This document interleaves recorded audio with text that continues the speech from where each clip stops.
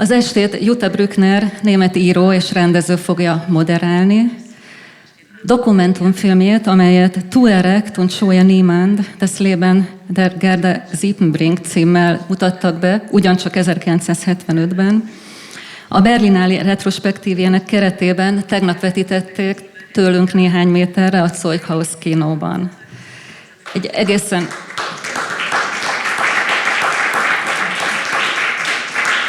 egészen rendkívüli film, mindenkinek szívből ajánlom. És köszönöm, Jutta, hogy moderálja a mai estét. Végül pedig partnerünknek, a Magyar Nemzeti Filmalap és Filmarchívumnak szeretnék köszönetet mondani a készséges együttműködésért, és azért, hogy ma este ők is itt vannak közöttünk. Ezzel át is adom a szót Jutta Brücknernek. Sie alle wissen sehr viel über die beiden Künstlerinnen, die hier auf der Bühne sitzen. Und deswegen denke ich, wir werden die einzelnen Informationen, die Sie alle schon haben, nicht noch einmal wiederholen. Ich würde stattdessen vorschlagen, dass ich mit beiden ein Gespräch darüber beginne, wie sie in ihrem Leben als Frau und Künstlerin die verschiedenen Herausforderungen gemeistert haben, die ihnen von der Filmindustrie und auch von der Geschichte des 20. Jahrhunderts gestellt worden sind. Denn beide haben auf unterschiedliche Weise dieses schreckliche 20. Jahrhundert erlebt und in Filmen gespielt, die sich dazu verhalten haben. Ich möchte also etwas machen, was Truffaut in seinem berühmten Buch über Hitchcock gemacht hat. Mr. Hitchcock, wie haben Sie das gemacht? Es geht aber nicht nur darum, wie haben Sie es geschafft, als Regisseurin oder als Schauspielerin sich zu behaupten, sondern welchen Einfluss hat das gehabt auf Ihre Arbeit, dass Sie als Frauen einen anderen Blick auf das Leben und auf die Geschichte geworfen haben. Und wenn ich mir Ihre beiden Leben ansehe, habe ich den Eindruck, dass das Jahr 1968 für beide eine gewisse Rolle gespielt hat. Martha, Sie haben seit 1968 sehr viele Filme gemacht und vor 1968 auch viele, aber seit 1968 haben Sie völlig andere Filme gemacht. Filme, in denen das Leben von Frauen auf eine dokumentarisch-realistische Weise gezeigt worden ist, wie wir es vorher im Kino nicht gesehen haben. Hat das etwas mit diesem Jahr 1968 zu tun? Igen, ez az év, és ez a film, az örökbefogadás, amit akkoriban Berlinalen bemutatták, ez azért nagyon fontos pillanat volt az életemben, mert hát egyrészt ugye akkor még 2 Berlin volt, és én a Kelet-Berlinbe érkeztem, és aztán átmentünk egy drótkerítésen, és megérkeztem a Nyugat-Berlinbe, ahol várt engem ez a fesztivál, amit nem is tudtam, hogy mit jelent. Boldog voltam, hogy ide jöhettem, és megismertem egy más világot. És akkor nagyon jól éreztem magamat, a színésznő is itt volt velem, és boldogan söröztünk, és nyár volt, és jártuk a Berlint, a Nyugat-Berlint, az Berlinből, és akkor egy szép napon közölték, hogy most már vége a fesztiválnak, és díjkiosztás lesz.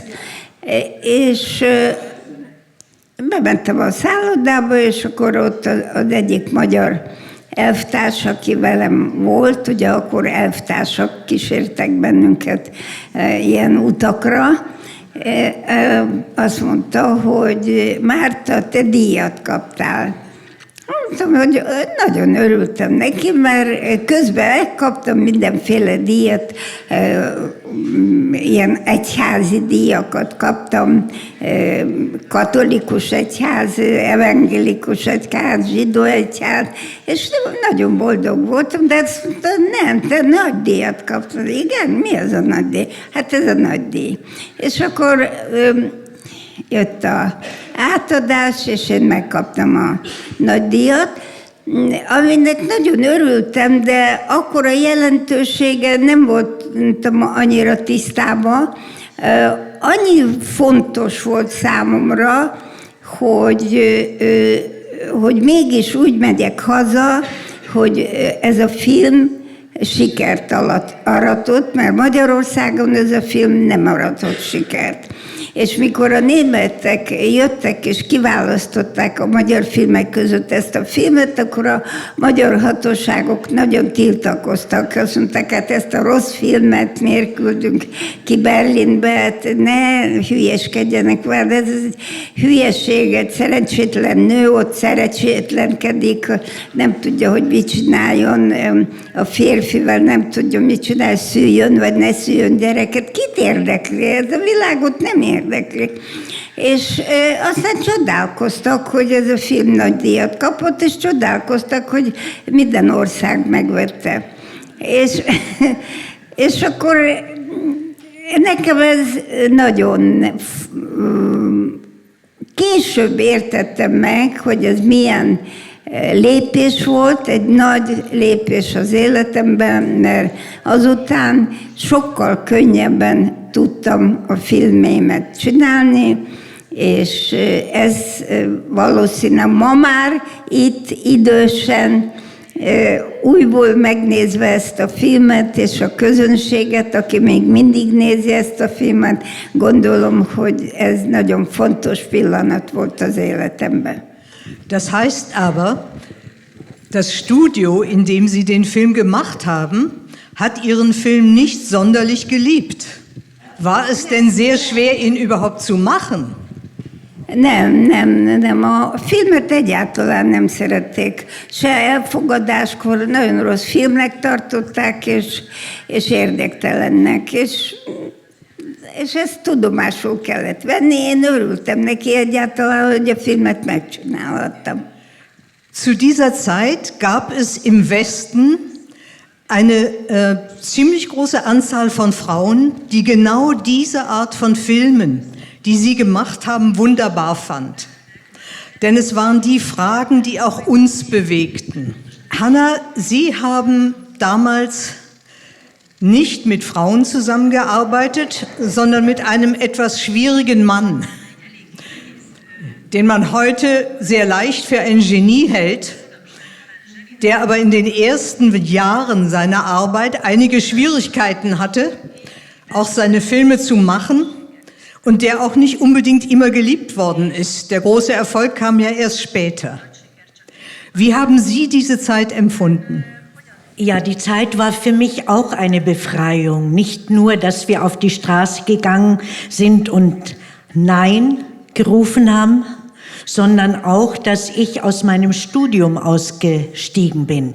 Ich war schon im 10. Semester der Philologie und habe mir was dazu verdient, wie das so üblich ist mit Kellnern. Und dann kam auf mich so eine wie ich, die das nur zum Ersatz gemacht hat, zu und hat gesagt, du, ich gehe abends in die Schauspielschule, willst du noch nicht mitkommen? Und da habe ich gesagt, ja, bin mitgegangen und 3 Tage später war ich auf der Schule drin. Und das war aber ein Jahr davor. Und ich wusste, mir war das gar nicht bewusst, dass ich überhaupt Schauspielerin werden will, sondern ich habe nur gewartet auf etwas, das mich aus diesem schrecklich analytischen, hirnlastigen von diesem Weg wieder abholt. Weil ich habe das Gefühl gehabt, ich werde mir selbst immer fremder dadurch. Und deshalb bin ich bei der nächsten Gelegenheit aufgesprungen. Und dann in dieser Schule saß einer, der hieß Fassbinder. Und der ist mir sofort aufgefallen, weil wenn man den gesehen hat, konnte man nicht anders als ihn sehen. Das war so ein Gesicht, das auch im gewissen Sinn anders war als die anderen Gesichter. Ich habe später zu ihm gesagt, du bist auf dem Weg der Mongolen nach Europa verloren gegangen, so quasi. Also er sah irgendwie anders aus und er war auch in seinem Verhalten anders als alle anderen. Und ich bin von der Schule dann nach ein paar Wochen wieder abgegangen, weil ich mir gedacht habe, das ist es auch nicht. Ich werde ja immer schlechter statt besser und bin dann wieder weiter auf die Uni gegangen und dann aber der Fassbinder hatte mich nicht vergessen. Der ging dann auch ab und er hat mich gesucht und gefunden und dann ein Jahr vor 68 habe ich dann diesen Zettel in meinen Briefkasten gefunden. Willst du Antigone spielen? Premiere ist übermorgen. Und Antigone war immer schon in der Schule eines meiner Lieblingsfiguren wegen des Ungehorsams. Und insofern habe ich mir gedacht, ja, denn ich mochte ja auf der Schauspielschule, was mich wahnsinnig gemacht hat, war dieses viele immer wieder proben und dabei immer schlechter werden. Und da habe ich mir gedacht, da kann man nicht viel proben, da musst du dich einfach nur reinwerfen. Und so war es dann auch. Und dann haben wir angefangen und dann ein Jahr später, und dann hat er auch sehr bald schon, wir haben also Theater gemacht in einem stillgelegten Kinosaal und dann ein Jahr später war der erste Film fertig. Ich glaube, der würde 68 oder vielleicht war es 69 auf der Berlinale präsentiert und er wurde schrecklich ausgepfiffen. Also insofern war das eine ähnliche Erfahrung wie für Martha. Es war von den eigenen Leuten überhaupt nicht akzeptiert und Fassbinder hat sich, obwohl er sicher schrecklich gelitten hat sich einen Ruck gegeben, ging vors Publikum hin und hat gesagt, mehr, ja, pfeifen, mehr. Und das war die Rettung für ihn, dass ihn das nicht total entkräftigt hat. Aber für uns alle war 68 eben auch schon das Jahr des Aufbruchs. Das heißt, man hat sich nicht einfach nur als die gefühlt, die dieses furchtbare Nazi-Erbe übergestülpt hatten als die Generation danach. Und wir waren ja auch viele Nestflüchter. Ich bin schon mit 19 nach Paris. Fille au Pair hat sich das damals genannt, sondern wir haben uns auch gefühlt als die eben sagen konnten, wir können uns auch etwas ganz anderes vorstellen und es muss anders weitergehen. Sie haben den schönen Satz gesagt, Fassbinder hat immer an sein Talent geglaubt, ich nicht an meines. Aha. Ja. Ich fand diesen Satz deswegen so schön, weil es vielen Künstlerinnen am Anfang so gegangen ist, dass sie kein großes Zutrauen in ihre eigenen Fähigkeiten hatten, während es bei sehr vielen Männern so ist, dass sie das Gefühl haben, sie werden die Welt erobern und die Welt ist ihnen etwas schuldig.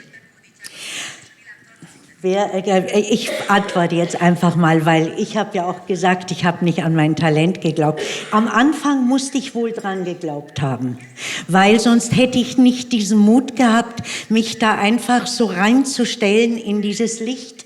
Und ich habe gefühlt, es gibt mir eine Energie, die ich vorher nicht kannte. Endlich gucken mir alle zu. So. Also ich meine, das ist ja der bekannte Impuls.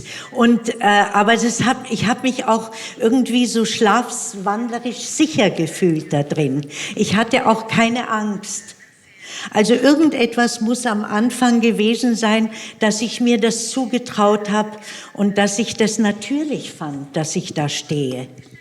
Und die Verunsicherung kam wahrscheinlich später, weil ich ja auch bei ihm eigentlich eine Figur in seinem Kosmos war und nicht in meinem. Wenn ich Ihnen beiden zuhöre, habe ich den Eindruck, dass in ihrer beider Leben etwas sehr wichtig war, nämlich der Ungehorsam. Ich weiß, dass das Tagebuch für meine Kinder nicht einfach ein autobiografischer Film ist, aber dass sehr viel Autobiografisches da eingegangen ist. Und das junge Mädchen ist vor allen Dingen ungehorsam. Kommt aus dem Ungehorsam für Frauen eine besondere Kraft? Martha? Nem tudom, hogy nem, ez inkább arról van szó, hogy az embernek meg kell tanulnia saját magát, és nem hagyni. Én olyan, mint a Hannának, ilyen küzdelmem nekem nem volt, mert én rendező voltam, nem színésznő. Ő egy gyönyörű nő volt, és egy színésznő. Ki volt téve a szépsége és a nőiessége. Az én nőiességem nem létezett. Nekem egyszerűen oda kellett menni, és megcsinálni a filmet, megmondani a színészeknek, hogy mit csináljanak, és mit játszanak, és akkor, mikor elkezdtem az első filmet csinálni, akkor nekem akkor a férjem Jancsó Miklós volt, és akkor mindig azt mondták a környezetem, azt mondta, ne izguljatok, majd jön a Jancsó, és megrendezi. De aztán nem jött a Jancsó, nem rendezte. Tehát az idő, és azt mondták, akkor ugye lassú volt a filmgyártás, majd jön a Jancsó, és összevágja. És azért az valahogy összejön ez a film. És mindig így volt, hogy jön a Jancsó, és majd valamit csinál, és valami. De nem jött a Jancsó, nem jött a Jancsó, és a film ment tovább. És akkor vége lett a filmnek, akkor azt mondták, hogy hát nem tudják, hogy ez jó vagy rossz, de minden esetre el kell fogadni, mert ugye pénzt belefektettünk. És az volt az érdekes, hogy mindig külföldről jött valaki, például egy olasz filmkritikus, Lino Michige, aki egy csodálatos filmkritikus volt, és a filmemet, amit akkoriban csináltam, mindenki, hát mondta, igen, érdekes, de hát kinek kell. És akkor jött a Lino Michige, és megnézte a magyar filmeket, és az én filmemet választotta ki megint egy fesztiválra. És mindig a magyarok csodálkoztak, hogy mi ez, hülye ez a világ, hát nem látják, hogy ez egy nagyon közepes, nőkről szól, és a nők miért fontos. De én ezzel nem foglalkoztam. Megmondom őszintén, voltam olyan nagyképű, és voltam olyan kemény, hogy én csináltam a dolgomat, és megcsináltam a következő filmet, és mikor rájöttek, hogy a filmeimet megveszik külföldön, akkor egy kicsit enyhült a dolog, de őszintén meg kell mondanom, hogy Magyarországot nagyon nehezen hódítottam meg. A világot már majdnem meghódítottam, amire végre a magyarok is tudomásul vettek, hogy létezem. Im eigenen Land ist es ohnehin immer am schwierigsten. Das ist etwas, was auch Fassbinder relativ früh gelernt hat, da wo er in Deutschland abgelehnt worden ist oder wo es zumindest schwierig war. Da hat das Ausland gesagt, da ist ein ganz außerordentliches junges Genie. Und ich erinnere an den Satz, den Godard einmal gesagt hat, nicht jeder Film von Fassbinder ist gut, aber wir haben von ihm so viel mehr gelernt über dieses Deutschland nach dem Krieg als von allen anderen zusammen. Von diesem, sagen wir mal, Ruhm aus dem Ausland, wie viel haben Sie davon mitbekommen, Hanna, bevor Sie zu anderen Regisseuren übergewechselt sind? Ja, natürlich habe ich das mitbekommen. Erstens mal war ich ja schon angebunden an Frankreich, weil ich ja dieses Jahr in Paris war für mich ein ganz wichtiges Jahr, auch was Filme angeht, weil Paris war immer schon eine Filmstadt und ich habe da überhaupt erst die Filme gesehen, auch die deutschen Klassiker, also Lang und Murnau und das habe ich alles aus Paris, erst in Paris kennengelernt und ich habe das nicht mehr aus den Augen verloren. Aber dann ich war dann ja auch sofort immer mit eingeladen, wenn es zu Präsentationen kam und das hat in gewisser Weise Mut gemacht, weil das eigene Land ist ja, da gab es ja hauptsächlich Ablehnung. Und das war vielleicht auch eine der Gründe, weshalb ich versucht habe, oder weshalb er mich vielleicht konstant dann am Anfang auch genommen hat, dass ich immer da, wo er vielleicht zu provokatorisch war und die Leute zu sehr vor den Kopf stoßen wolltet. Wenn ihr schon nicht sehen wollt, dann müsst ihr eben fühlen. Und da habe ich dann irgendwie aus Instinkt des Ausgleichs versucht, doch zu gefallen auch. Also es den Leuten leichter zu machen, die Filme zu schlucken in gewisser Weise. Und das hat natürlich einen Einfluss gehabt, diese Ablehnung des eigenen. Aber ich selber habe ja die Abneigung des eigenen auch in mir gespürt. Denn mir hat es überall besser gefallen als bei uns.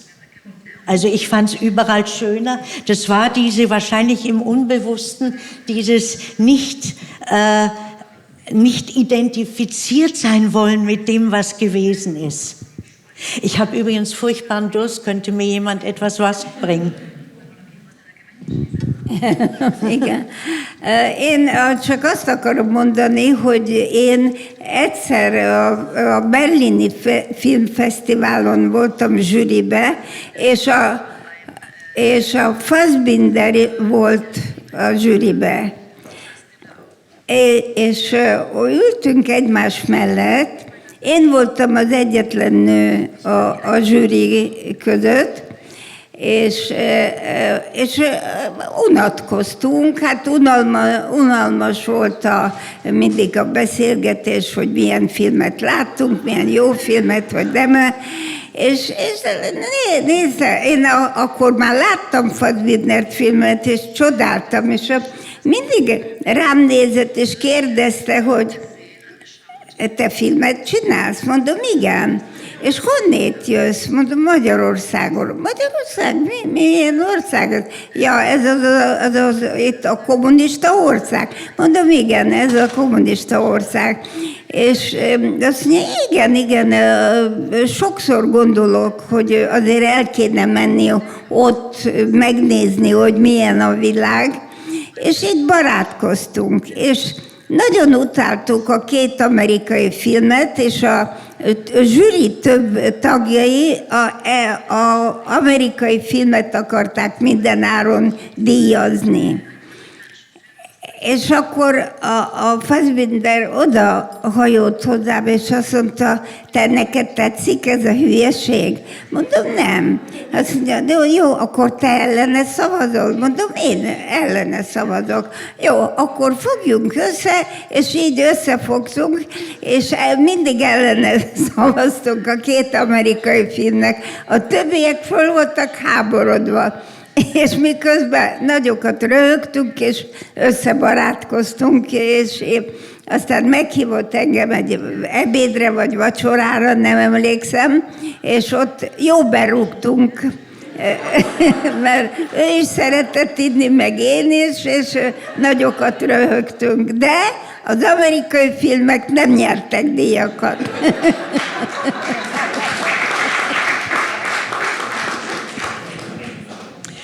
Man darf aber darüber nicht vergessen, dass Fassbinder und viele der jungen Männer, die damals gleichaltrig waren und Filme gemacht haben, von ganz bestimmten amerikanischen Filmen sehr beeindruckt war.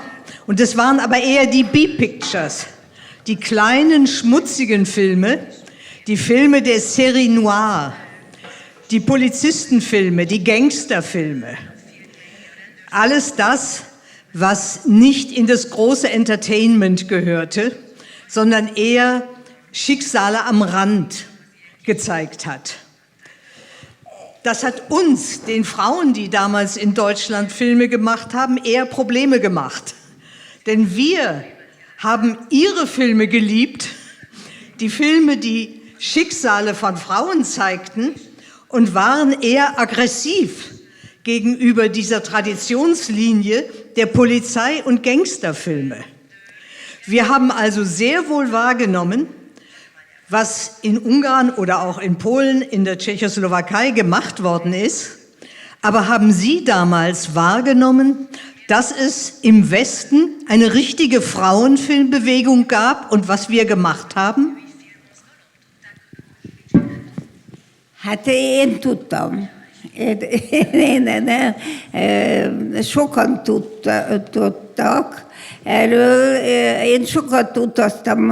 Akkor volt egy olyan időszak, hogy kicsit enyhébb volt a kommunizmus és a kapitalizmus. Ez volt egy enyhébb pillanat, amikor végre adtak útlevelet, és utazhatunk.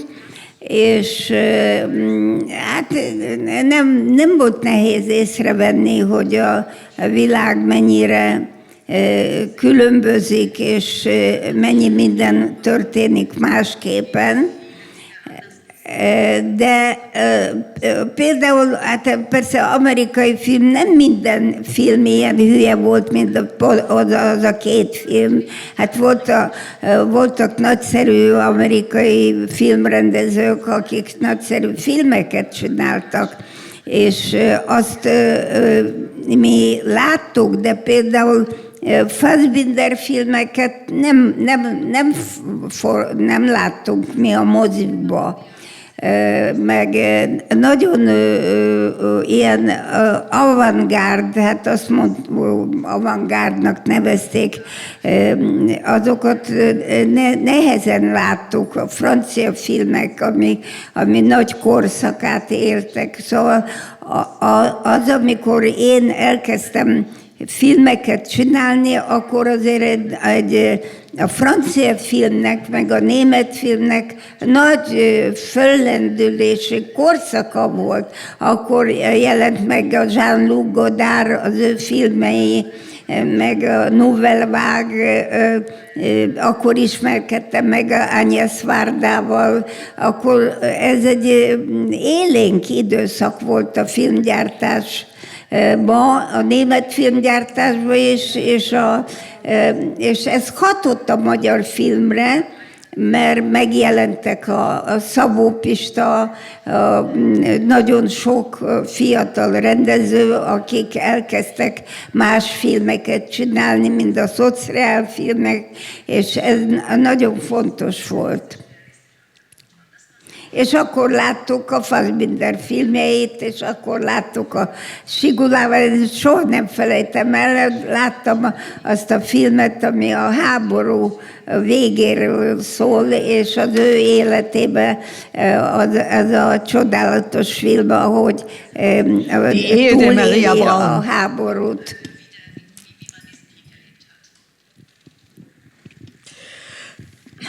Hanna. Ja, und wie ich in Ungarn gedreht habe, habe ich gesagt, und könntet ihr mir denn nicht ein Rendezvous machen mit Marta Mészáros? Da haben sie gesagt, ich glaube, sie ist im Moment nicht da oder so. Igen, de úgy volt, hogy amikor a Mastroianni forgatott Magyarországon, akkor a Mastroianni sokszor följött hozzám egy láda fehér borral, mert ő csak azt a bort itta, és azt mondta, hogy a Sigulával egy szállodában lakunk. És akkor ugye ti a Mastroiannival ugyanabba a kicsit rossz filmben játszottatok.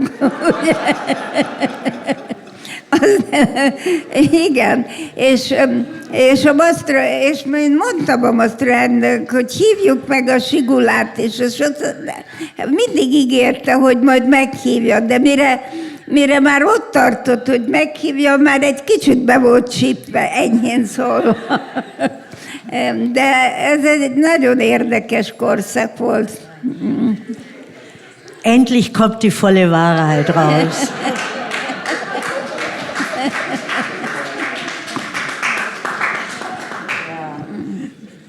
Welche schönen Geschichten aus der vollen Wahrheit gibt es denn noch?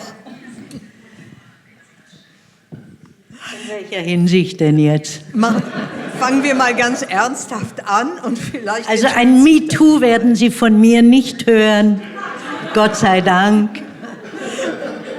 Aber ich kann mir schon vorstellen, jenseits von MeToo und all diesen Fragen, dass es schon ein großer Unterschied war, wenn man mit Fassbinder gearbeitet hat, dann plötzlich mit den anderen großen europäischen Regisseuren zu arbeiten. Ja, jetzt bin ich hängen geblieben in den 2 Tonspuren. Können Sie es noch mal kurz zusammenfassen? Ich kann mir vorstellen, ich glaube gar nichts, ich kann mir vorstellen, dass es schon ein großer Sprung war, auch ein großer Unterschied, wenn man mit Fassbinder gearbeitet hat und so intensiv mit ihm gearbeitet hat. Ja. Und er hatte ja eine besondere Arbeitsmethode, dann plötzlich mit anderen großen europäischen Regisseuren zu arbeiten, die ja alle doch eine andere Konzeption von Film hatten. Ja, natürlich. Ich meine, es ist mir dann immer alles wahnsinnig langsam vorgekommen bei den anderen. Weil so einen Schnellbrüter wie ihn hat es nicht gegeben. Und das kam aber auch daher, dass er am Anfang aus seinen Schwierigkeiten immer eine Tugend gemacht hat, bis er es dann eben konnte. Also ganz am Anfang hat er Filme gemacht mit Kamera, die statisch war oder vielleicht mal auf einer Schiene oder so. Und er hat jetzt nicht eine Szene so lange gedreht, bis es für ihn perfekt war, denn er hatte nicht so ein Bedürfnis nach Perfektion. Deshalb konnte er auch so schnell sein. Je mehr er konnte, desto mehr komplizierter wurde es mit den Einstellungen und desto länger hat es dann vielleicht auch gedauert. Aber das Spannende bei Fassbinder war, dass er oft auch die erste Einstellung genommen hat, es sei denn, es hat ihm nicht gefallen. Und das war natürlich etwas, was wieder dem mir entgegenkam, weil ich ja das viele Proben nicht mochte. Aber jetzt wollte ich auch Martha fragen. Ich bin sicher, in ihrem Film Adoption gab es ein ganz durchgearbeitetes, Gott sei Dank auch sehr schön wortkarges Drehbuch. Aber hat sie denn auch während sie gedreht hat, sehr viel mitgenommen, was eben noch nicht als Drehbuchautor im Kopf war?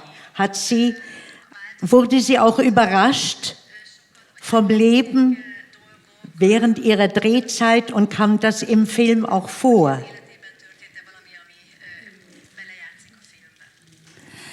Hát én nem nagyon, én soha, mikor elkezdtem forgatni, akkor én már nem olvastam a forgatókönyvet. nem lapoztam, nem néztem a forgatókönyvet, mert azt gondoltam, hogy ha én nem tudom, hogy mit akarok, akkor én hiába lapozok a betűk között, úgyse találom meg. Nekem ott kellett lennem szembe a színészekkel, akiket kiválasztottam, a gondolattal, ami kísért engem, az érzelmekkel. Én nagyon szerettem folyton közöttük lenni, és ez furcsa volt. Emlékszem, hogy nagyon sok kollégám mindig rám szólt, hogy miért nem olvasod a forgatókönyvet. Mert a forgatókönyvnek engem nem érdekelt, ez már múlt év volt. Most ki kellett találni a képet, az arcot, a létet, a színészt, ez volt az érdekes. És ez volt a Fassbinder, és azért forgatott gyorsan, szerintem, mert ő neki olyan film, zseniális képi léte volt, hogy neki muszáj volt írni a filmet, neki muszáj volt gyorsan dolgozni, és gyorsan nagyon sok mindent elmondani.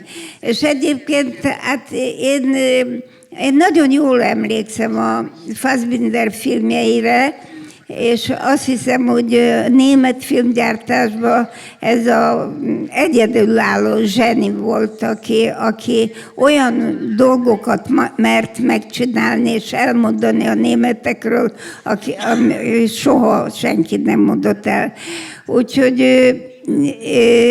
és én is Párizsban láttam a Fassbinder filmet, nem Magyarországon természetesen, és én is sokat tanultam Párizsba. Az nagyon sokat változtatott az én életemben a Nouvelle Vague. A Godard megjelenése és az egész francia film léte akkor az alapvetően megváltoztatta szerintem a filmgyártást. Martha, wir haben damals alle Regisseure und Regisseurinnen, die in dem Studiosystem in den sozialistischen Ländern gearbeitet haben, glühend beneidet. Denn wir haben mit sehr, sehr kleinen Budgets gedreht, übrigens Fassbinder auch.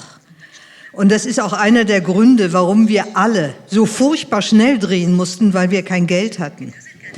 Und möglicherweise ist das, was wir damals von euch geglaubt haben, sehr übertrieben. Aber uns kam es vor wie ein ungeheurer Luxus, wie viele Drehtage ihr hattet und wie langsam ihr an eure Sachen herangehen konntet. Ist das übertrieben? Ist das ein Märchen? Ich würde, falls Sie sich erinnern, gerne wissen, wie viele Drehtage hatten Sie für Adoption?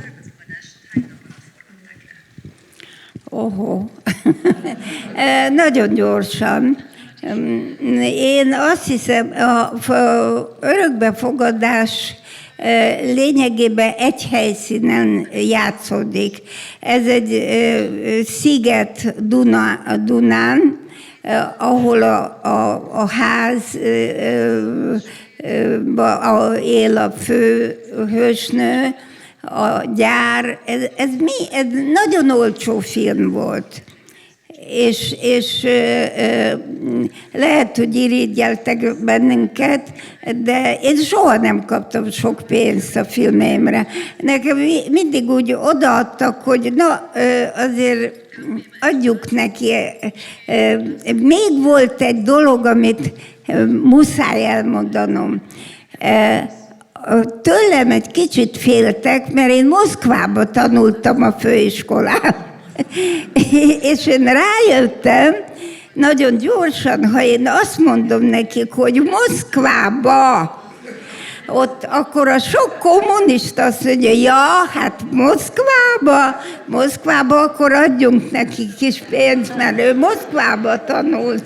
Moszkvába, úgyhogy ez a Moszkva szó, ezzel fenyegettem őket. És nem tudtak sokszor hova tenni, hogy ez a hülye nő, ez biztos tud valamit Moszkvából, kivel van ő kapcsolatban, mert hát azért ez egy igazi kommunizmus volt, és így nagyon sokszor megúsztam a dolgokat, hogy ugyan nem szerettek, de hát azt mondták, hogy hülye, hát ez Moszkvába tanult, és akkor hagyjuk békén. És a költségvetés nagyon szigorú volt. Hiába irigyeltek, mert általában a költségvetést azért úgy adták a pénzt, hogy azt nagyon óvatosan kellett forgatni, és hát csak azt akarok, már nem akarok sokat beszélni, de hozzá kell tenni, hogy amikor mi elkezdtük a Jancsó, meg a Fábri, meg nagyon sok új érdekes film jött létre, magyar film, akkor jött egy új generáció, a Szabó, és a többiek, akik még segítettek bennünket, úgyhogy ez a korszak egy nagyon jó magyar filmgyártást hozott. Hanna, hatten Sie auch eine Drohkulisse? Bei Martha war es Moskau, war es bei Ihnen, das hätte Fassbinder ganz anders gemacht? Nein, Fassbinder hat einfach durch die Art, wie er aufgetreten ist, schon bedrohlich gewirkt. Weil dieses... Jó, hát ott fenyegetni, de el tudjátok képzelni, hogy akkor a szocializmusban mit jelentett Moszkva? Hát ne képzeljétek el, mert nagyon rossz volt, borzalmas volt. Moszkva az ott volt a börtön, vége a szabadságnak, minden. És mikor én pimaszul, ráadásul én perfektül tudtam oroszul, hát ez még nagyobb félelme volt, úgyhogy ezt ki kellett használni.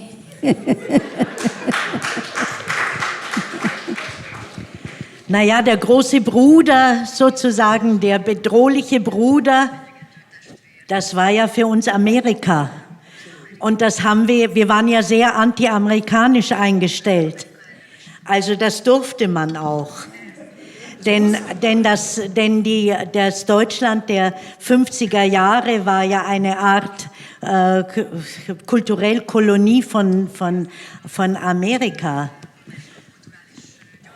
Und was jetzt Fassbinder anging, der hat später gesagt, er würde sich wünschen, er könnte eines Tages Filme machen, die so erfolgreich sind wie Hollywood-Kino, aber eben nicht so verlogen.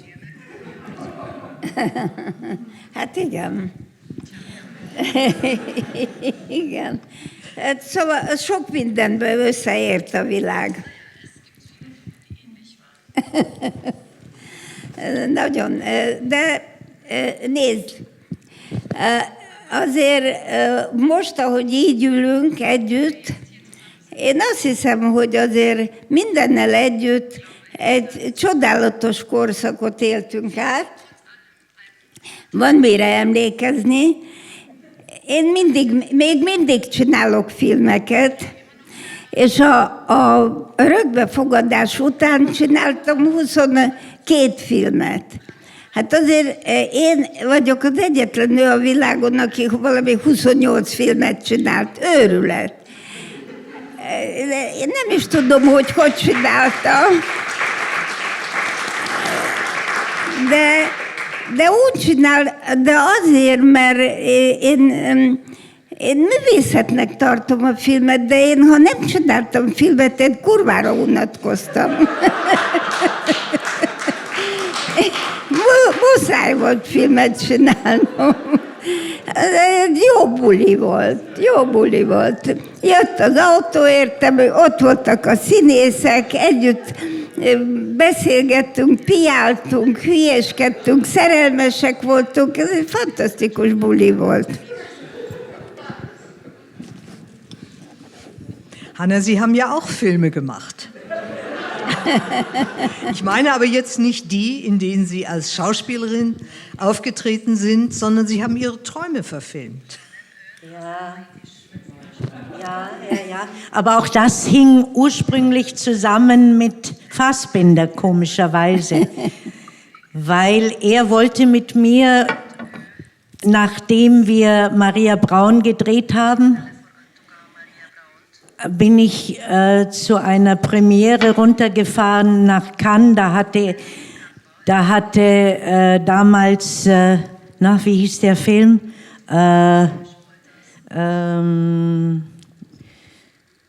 Ich wusste, dass das passiert. Immer habe ich ein Loch, wenn ich über das Bekannteste reden will. Ja, egal. Er hatte eine Premiere von Despair. Und da wollte ich mit ihm anstoßen. Und da hat er mich beiseite genommen und hat gesagt, weißt du, wir machen den nächsten Film, aber anders als sonst, da bist du nicht nur Schauspielerin, sondern wir machen alles zusammen. Wir mieten ein Haus und dann schreiben wir den Film jeden Tag ein Stückchen weiter und machen ihn zusammen.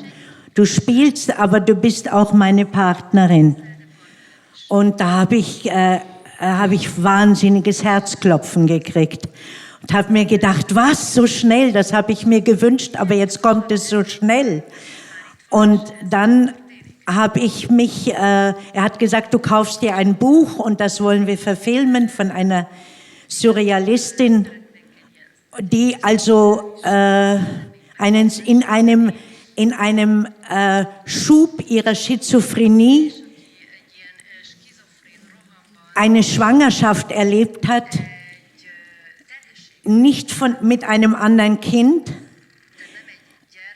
sondern mit einer ganzen Stadt. Und diese Stadt war das Berlin, ein wiedervereinigtes Berlin. Und dann habe ich mich eigentlich sonst auf Filme nicht so vorbereitet. Das Drehbuch habe ich natürlich gelesen, aber ich fand immer, dass es schöner ist, wenn man auftaucht am Drehort und man weiß noch nicht, wie man es machen möchte. Und dann, aber da habe ich mich so reingesteigert vorher und habe dann auch in diesen Zustand des zweigeteilten Seins. Damals gab es auch ein Buch, das hatten wir alle gelesen. Das hieß The Divided Self.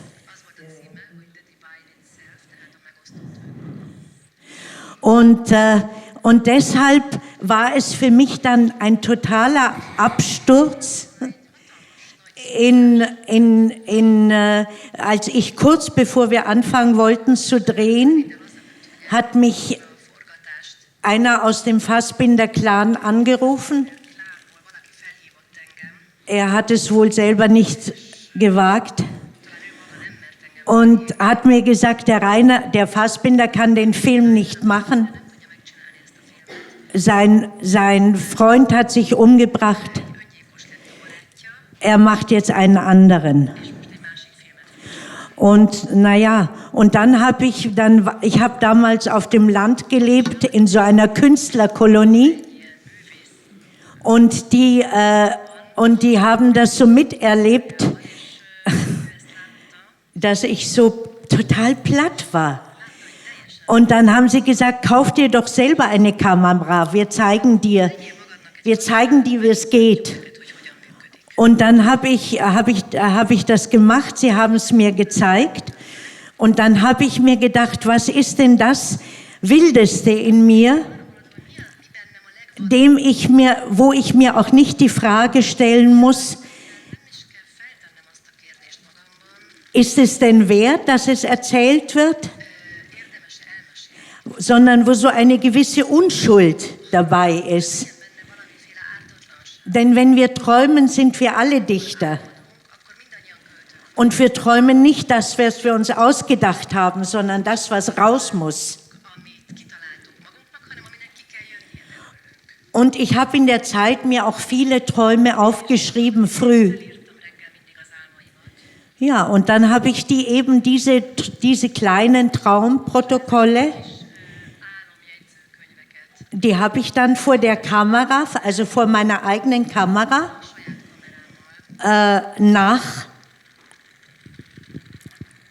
wie soll man das nennen, nacherlebt. Aber es durfte niemand dabei sein. Also ich habe mir so eine Schaltung gemacht, dass ich das dann alles allein machen konnte. Und zwar, warum durfte niemand dabei sein? Weil ich wollte rauskriegen, wie ich denn bin, wenn mir niemand sagt, dreh den Kopf dahin und dorthin. Denn so hat Fassbinder Regie geführt. Fassbinder hat nie psychologisch Regie geführt. Er hat immer Regie geführt wie ein Choreograf. Er hat immer gesagt, du machst diese Bewegung, da gehst du in die Knie, da stehst du wieder auf und da schaust du nach oben. Und so, und all das habe ich dann eben, ich war nur mit mir allein und ich habe dann das Gegenteil stattfinden lassen. Und dieses Material habe ich dann aber eigentlich jahrelang niemals bearbeitet, immer in kleinen Köfferchen von einer Wohnung zur anderen getragen. Und dann gab es mal eine Retrospektive in New York von mir. Und da haben die mir gesagt, sie können aber auch etwas zeigen, was noch niemand von ihnen gesehen hat. Und dann habe ich mir gedacht, ja siehst du genau, das ist die Gelegenheit. Und dann habe ich das Material genommen und habe das mit jemandem, der das bearbeiten konnte, ausgewählt und zusammengeschnitten. Und dann habe ich in New York eigentlich die erste Bestätigung erlebt, dass das etwas ist. Weil es hat eigentlich noch niemand so richtig gesehen gehabt. Und der damalige Kurator, Larry Kardish, der hat mir gesagt, sie möchten das in ihr Archiv aufnehmen und das würde erinnern an die weiblichen Pioniere des Films. Und dann war das für mich eigentlich so, die Geburt des eigenen hat dann stattgefunden. Und von da an habe ich dann ab und zu so Videofilme gemacht, ja. Igen. Hát én ehhez csak azt tudom hozzátenni másképpen, hogy nekem az életem legnehezebb filmjei a napló gyerekeim voltak, mert az a szüleimről szólt. Az édesapámat Szovjetunióba kivégezték, az anyám meghalt. És mi a húgaimmal megmenekültünk, és úgy jöttem, valaki idegen emberek hoztak haza Magyarországra. És én nagyon nehezen jutottam odáig, hogy erről csináljak filmet. És végül is sikerült megcsinálni. Nagy nehezen volt egy csodálatos producer, Nemeskürti István, aki nem adta be a forgatókönyvet ott, ahol elfogadták és adták pénzt, hanem azt mondta, hogy Márta, most nagyon kevés pénzt fogsz kapni, de ezt a filmet csináld meg. És nagyon gyorsan kell megcsinálnod, mert ezt neked el kell mondani apádról és anyádról, hogy mi történt velük, és akkor összeállt a stáb, és elindultunk, mert a dolog az Ázsiába készült, úgyhogy mi Szlovákiába forgattunk a hegyekbe, és akkor én megcsináltam ezt a filmet a napló gyerekeimnek, és kész lett a film, és mikor a bizottság, aki adott volna pénzt a filmre, nem fogadta el a filmet. A film 3 évig dobozba volt, eltűnt. Én azt hittem, hogy ez a film vagy megsemmisítették, vagy elpusztult, de úgy alakult az élet, hogy egyszerre csak kiderült, hogy a film mégis megvan. És csináltak egy vetítést, és arra a vetítésre eljött a Toscane de Plantier, aki a Gaumondnak a vezetője volt, és megnézte a filmet, és azt mondta, hogy ez a film megy Cannes-ba. És nem akarták, hogy menjen Cannes-ba. A vége szerencsére happy end, a film elment Cannes-ba, megnyerte a zsűri nagy díját, és így én meg tudtam csinálni azt a filmet, ami arról szólt, hogy a szüleim hogy pusztultak el fiatalon.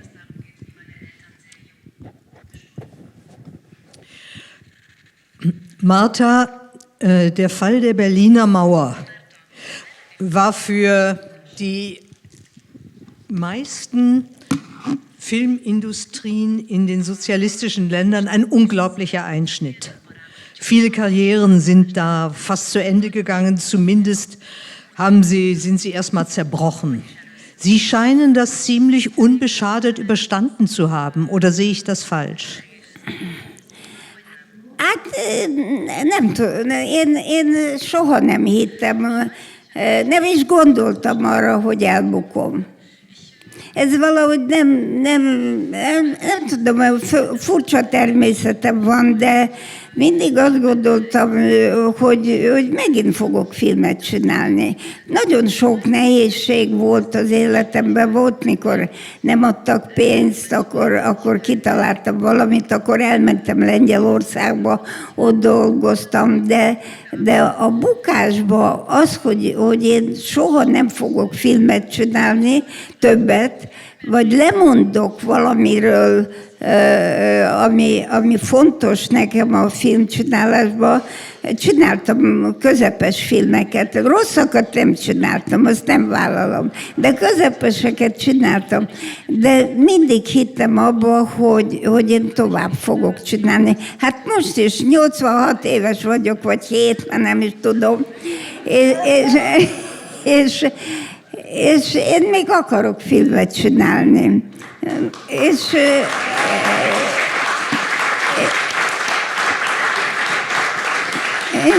már megvan a gondolat, megvan a forgatókönyv, a szinopszis, és fogok forgatni. Most már az a szerencsém van, hogy az unokáimmal tudok dolgozni együtt.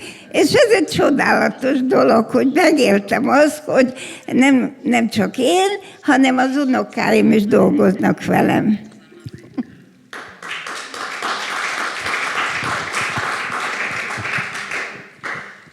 Ich möchte an beide eine Art Schlussfrage stellen. Ich fange bei Hanna an. Gibt es irgendetwas in Ihrem Leben als Künstlerin und auch als Frau, ich sage das bewusst doppelt, wo Sie sagen, das ist mir leider versagt geblieben? Ein Kind? Also im Gegensatz zu ihr muss ich sagen, ich habe keine Geschwister, ich habe keine Eltern mehr, ich habe niemanden mehr, nur Freunde. Ja. Wie schön. Ja, und also das ist gut. Ich wollte adoptieren, deshalb ging mir auch der Film von Martha noch besonders nahe, obwohl ich aus dieser Phase längst heraus bin natürlich jetzt. Aber dann war es so, dass meine Mutter zu meinem Kind wurde. Ich hatte sozusagen schon angezahlt bei einem Anwalt in New York. Ich hatte damals den Polanski gefragt, wie macht man das, dass das schnell geht? Sagt er, ich gebe Ihnen die Adresse. Und dann war es alles ganz anders gekommen.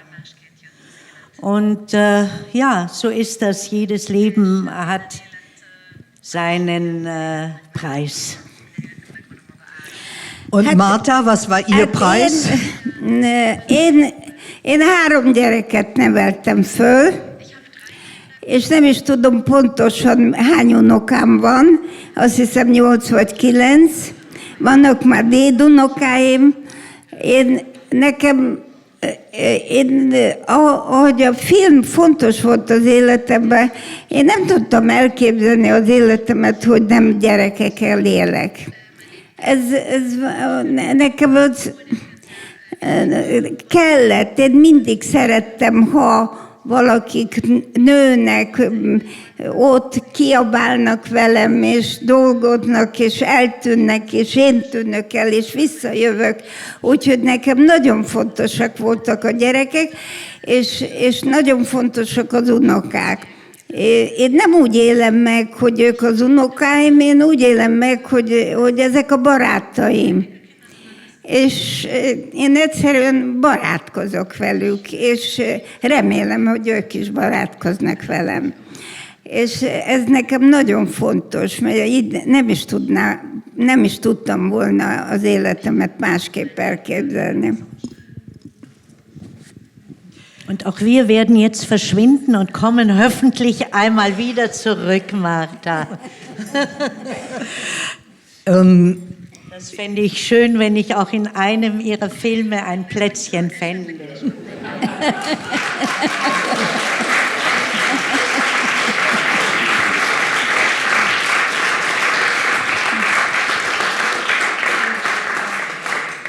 Wir wollten dieses Gespräch eigentlich beenden auf diese Weise, dass man auch aus dem Publikum noch Fragen stellen konnte.